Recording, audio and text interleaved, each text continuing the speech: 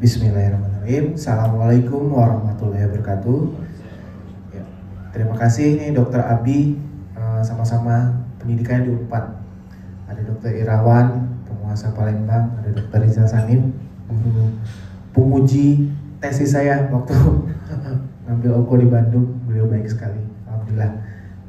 Baik, sekarang saya sedikit berbagi, mungkin kita sama-sama diskusi ya. Tadi udah video terus, ini banyak gambarnya, nggak apa-apa. Oke, kita diskusi bersama.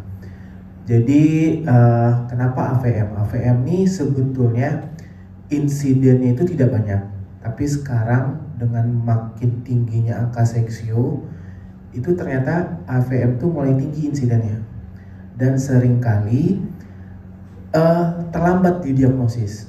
Kadang dia pasca seksio berdarah-darah terus, kemudian dikuret, justru dikuret makin banyak bleedingnya. Nah itu kadang termiss sama kita.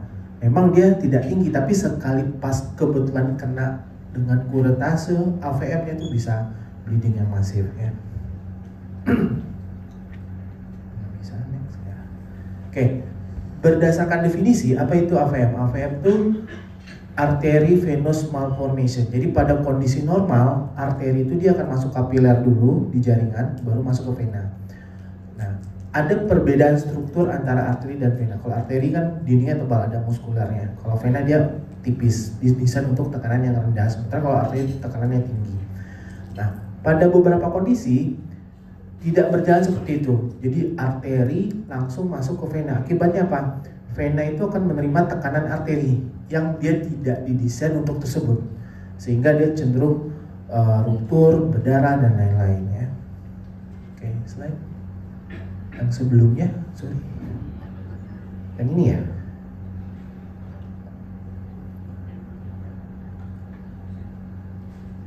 Terus ya, oke. Jadi kalau berdasarkan klasifikasinya, AVM itu dibagi dua. Ada yang kongenital, memang kelainan genetik, ada yang memang dia didapat. Untuk yang kelainan kongenital itu sedikit ya, sedikit, dan biasanya hanya di satu tempat, misalnya satu tempat.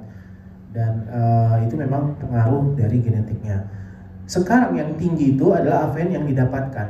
Penyebabnya apa? Banyak sekali. Kalau kita di onkologi kanker ya, tumor trofoblast itu sering sekali membentuk yang AVM yang besar. Kanker-kanker endometrium dan lain-lain. Tapi sebetulnya dengan angka injury, seksio, kemudian kuretase berulang itu juga tinggi angka AVM-nya. Oke, slide. Nah, untuk yang didapat, nih saya sudah sebutkan tadi ada GTD, ada trauma, ada surgical prosedur, ada malignansi, ada sisa dari konsepsi, kemudian juga bisa karena infeksi. Oke, slide. Nah, kalau kita lihat gambaran secara histopatologinya, itu dapat dibagi dua. Ada yang circoid itu dia banyak, multiple. Ada yang sifatnya cavernosus itu hanya satu, single saja. Saya nggak akan terlalu banyak ini terus. Nah, secara epidemiologi memang pertama kali kasus AVM dilaporkan itu udah lama, sekitar tahun 1920-an. Dan sampai saat ini memang kalau kasus yang banyak sekali tidak ada. Dia kebanyakan kalau kita lihat di jurnal itu hanya berupa laporan kasus atau serial case. Ada beberapa penelitian tapi insidennya tidak tinggi ya. Oke, terus nah, sekarang apa yang bisa menyebabkan? Kalau berdasarkan data yang saya dapat, itu memang paling tinggi itu adalah karena kuretase. Jadi kuretase berulang tuh tinggi menyebabkan AVM. Kemudian C-section, cesarean section. Justru GTD sendiri itu tidak banyak. Yang trofoblastnya justru lebih banyaknya karena kuret dan seksio. Oke, terus nah, yang sering jadi masalah, kita susah menapisnya, mendiagnosisnya itu sulit. Karena dia pasca seksio, pasca kuret, gambarnya tidak khas, kemudian kita kuret ulang, malah jadi bleeding banyak, karena gejala klinisnya tidak khas. Gejalanya biasanya timbul dengan uterine bleeding, AUB, abnormal uterine bleeding, menometrorrhagi, yang tidak bisa kita bedakan secara pasti. Oke, terus, nah sekarang bagaimana cara diagnostiknya? Nah ini yang akan kita fokuskan kali ini ya. Yang paling mudah ultrasound. Kalau yang untuk menegakkan diagnosis itu harus dengan angiografi dan histopatologi. Tapi kalau yang akan kita bahas hari ini lah ultrasound. Terus saya masuk ke manajemen dulu sebelum nanti kita bahas secara mendalam yang ultrasoundnya. Untuk manajemennya itu sangat tergantung pada kondisi pasien. Kalau dia stabil, hanya sedikit, itu bisa kita konservatif. Konservatifnya banyak caranya. Bisa dengan embolisasi, nanti bisa dengan GNRH. Kalau yang lebih ekstensif itu terakhirnya adalah hysterectomy ya, karena itu life saving sifatnya. Slide terus. Nah, kalau untuk wanita yang masih ingin punya anak tentu nggak mungkin kita hysterectomy kan, tapi kecuali kita sifatnya life saving. Kalau life saving itu nggak ada cerita. Misalnya habis kuret tiba-tiba previous bleeding mengancam nyawa, ya itu tindakan terakhir hysterectomy. Tapi kalau sebisa mungkin itu kita hindari. Slide yang sebelumnya ini ya.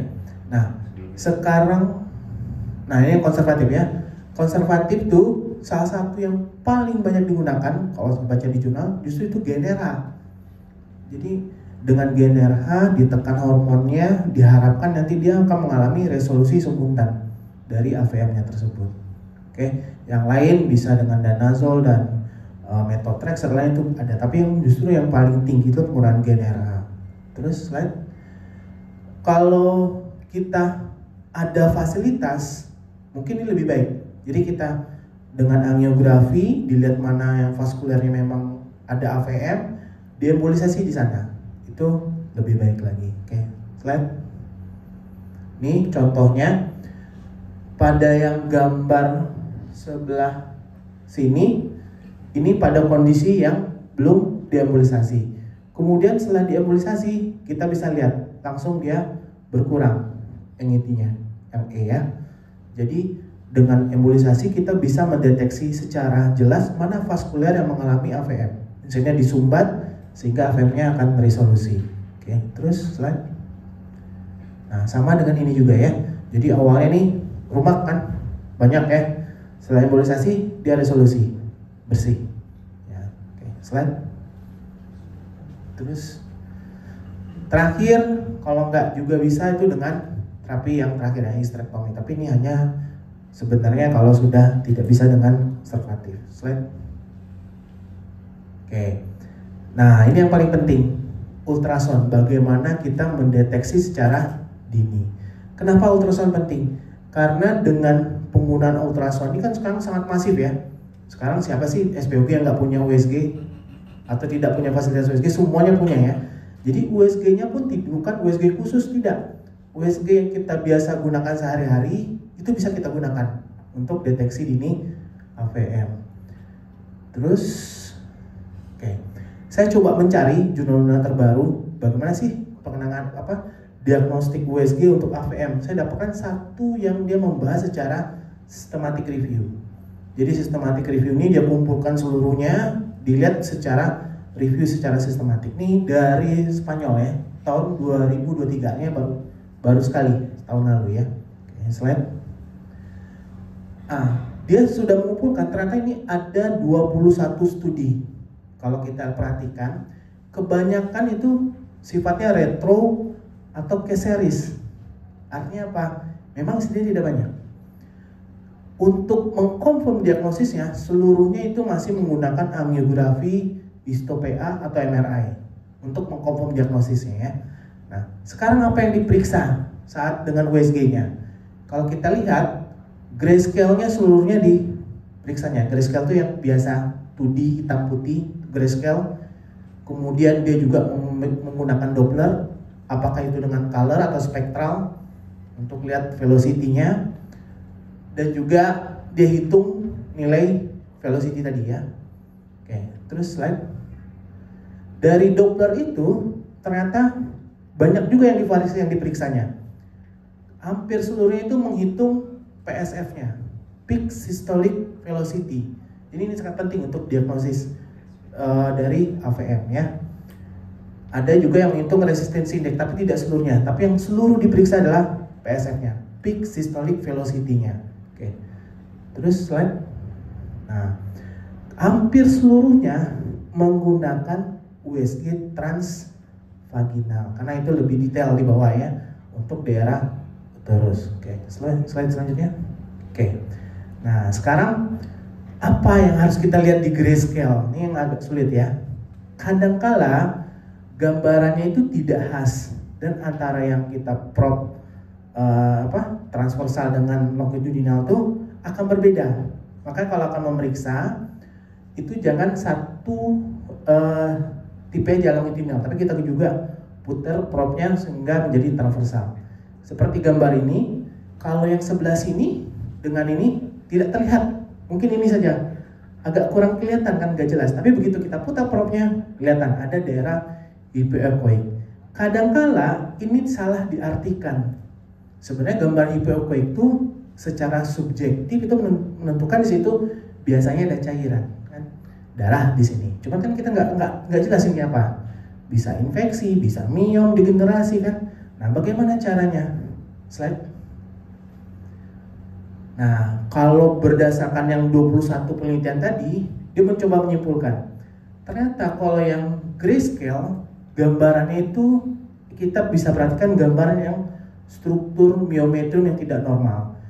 Tubular nih kayak jaring-jaringan, tortuous tuh berkelok-kelok, anechoic yang dilihat dengan dua dimensi, ya, baik secara sagittal maupun secara transverse. Yang saya bilang tadi ya, sagittal atau transversnya.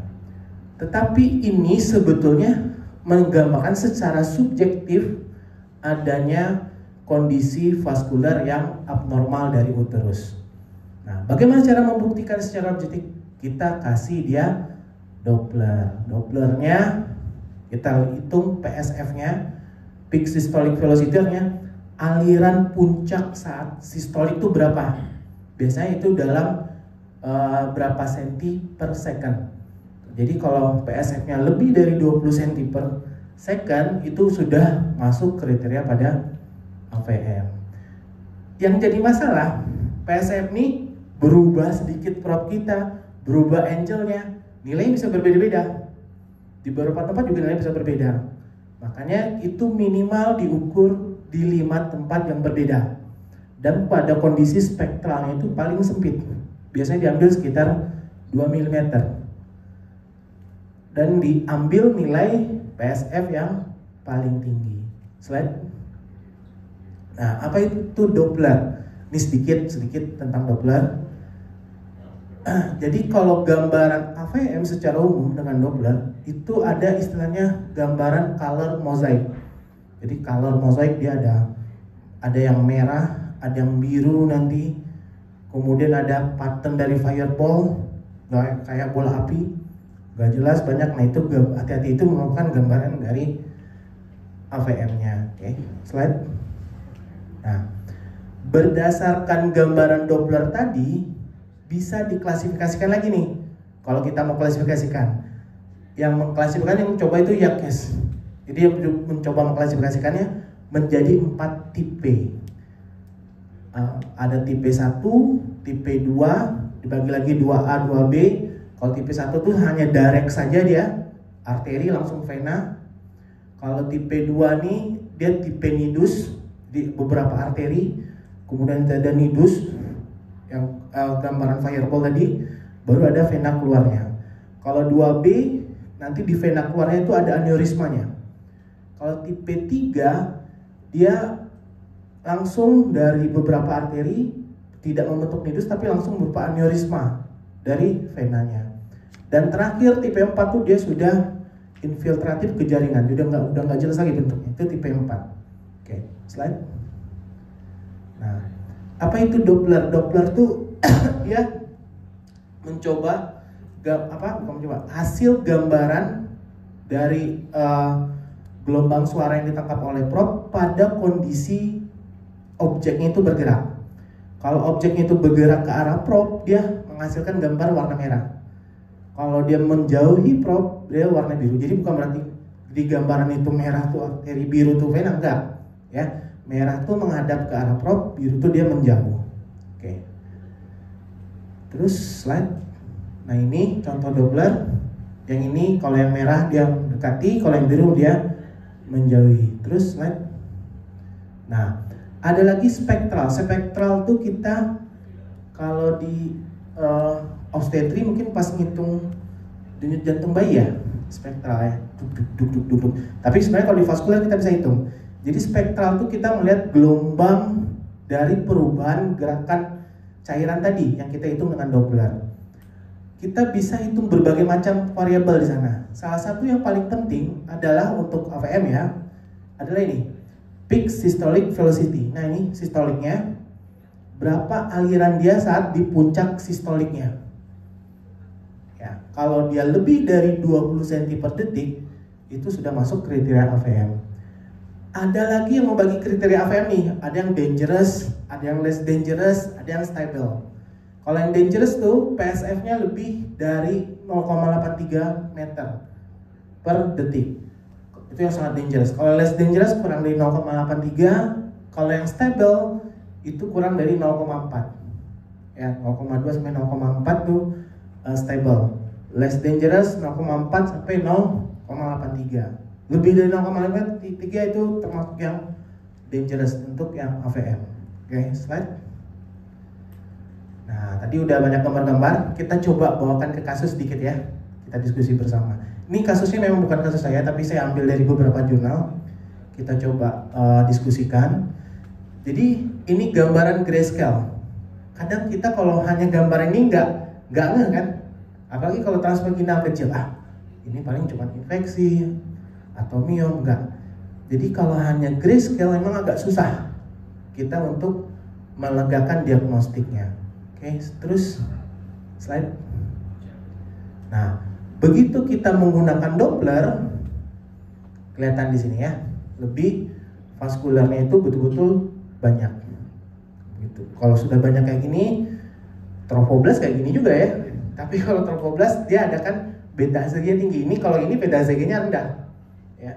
Jadi bukan trofoblast, tapi ini adalah vaskuler yang prominent. Makanya sekarang AVM tuh beberapa jurnal menggarismiringkan dengan hipervaskular kondisi dari uterus ya. Oke, slide. Nah, ini 35 tahun, dia awalnya munculnya dengan vaginal bleeding. Ternyata kalau pada hanya Doppler biasa, grayscale biasa, gambarannya nggak khas. Mungkin kalau kita tidak ngeh, ini nggak apa-apa bu. Cuman kasih, ini cuman gangguan hormon. Kasih hormon lagi untuk mengatur akhirnya. Tapi ternyata kalau kita kasih Doppler kelihatan sangat yang saya nggak ada mencet sih.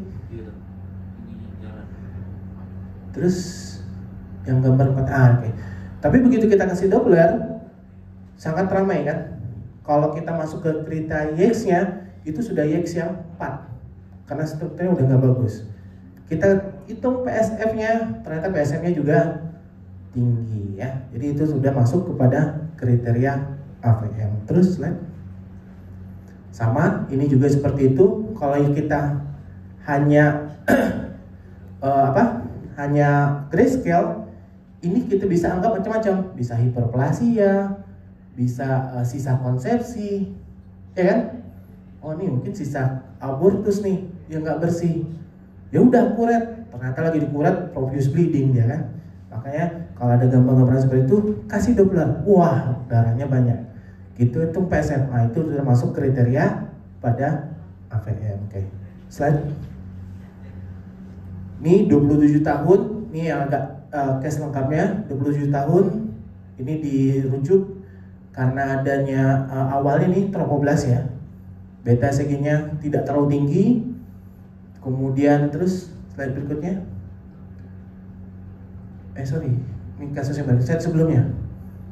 Ternyata setelah kita periksa itu memang ada massa multiple kistik di arah segmen bawah rahimnya. Jadi ternyata ini bukan suatu trofoblast tapi suatu mungkin awalnya sisa konsepsi atau apa yang sudah mengalami revaskularisasi yang menimbulkan gangguan sampai AVM. Case kedua, ini 29 tahun, didiagnosis dengan AVM, kemudian awalnya dia dari trofoblast, berkembang, tapi ternyata dia berkembangnya ini justru di aneksanya. Kalau kita lihat nih, di aneksa yang sebelah kanan kalau saya nggak kanan. Jadi justru di isthmus ke arah ovarikanya. Oke. Slide. Ini juga demikian. Jadi ternyata ini awalnya dari KET, KE lama di daerah aneksa berkembang, vaskularnya tinggi, masuk kepada kriteria AVM. Slide selanjutnya.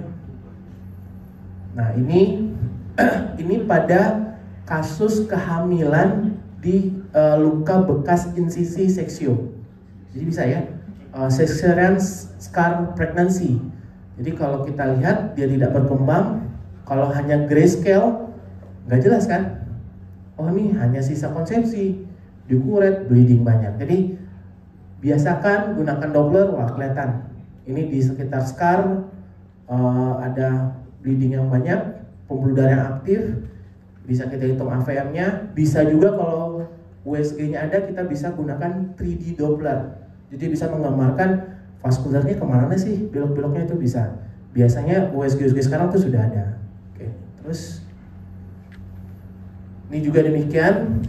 Ini kalau hanya grayscale biasa, kadang kita agak susah. Kalau kita coba gambarkan, ternyata ini uterine cavity-nya ke sini, ke bawah. Ini adalah bekas C-section-nya, masanya. Kemudian saat kita pakai Doppler, tinggi dia. Kita hitung PSF-nya 45. Artinya sudah masuk pada kriteria AVM. Oke, slide. Jadi sebagai ini terakhir take home message-nya untuk kita semua. Diagnosis AVM dengan ultrasound itu sangat mungkin dan sangat bisa dikerjakan. Memang kalau hanya menggunakan grayscale saja itu agak sulit. Tapi dengan kita menggunakan Doppler itu kita bisa lebih mempertajam diagnosis kita, sehingga jangan sampai ada AVM kita lakukan tindakan kuretase atau operasi justru berbahaya untuk kita sendiri dan untuk pasiennya tentunya ya. Bisa sampai paling baik, paling berat bisa sampai meninggal kan karena profuse bleeding. Oke, mungkin itu yang bisa saya sampaikan. Terima kasih. Assalamualaikum warahmatullahi wabarakatuh. Waalaikumsalam.